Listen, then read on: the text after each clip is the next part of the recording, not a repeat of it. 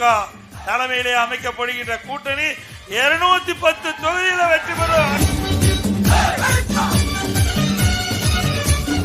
ஏழைகள் உயர்ந்த கல்வி படிக்க கூட பொறுத்துக் கொள்ள முடியாத முதலமைச்சர் இன்றைய முதலமைச்சர் ஸ்டாலின். 2818 பேர் மருத்துவராகிறார். இதுதான் சாதனை.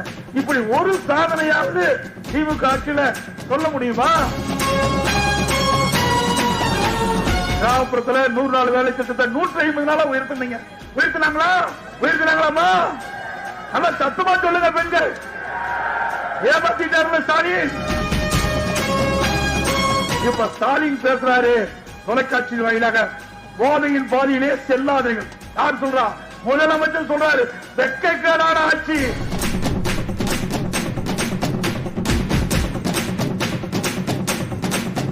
கருணாநிதி, அதுபோல் ஸ்டாலின், உதயநிதி, இன்பநிதி வந்துட்டார். குடும்ப ஆட்சிக்கு முடிவு கட்டுகின்ற தேர்தல் 2026 நடைபெறும் சட்டமன்ற தேர்தல்.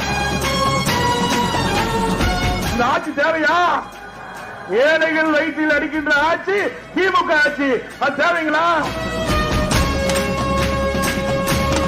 நடப்பது ஸ்டாலின் மாடல் அரசு இல்ல, ஃபெயிலியர் மாடல் அரசா நடந்துகிட்டு இருக்குது. மக்களை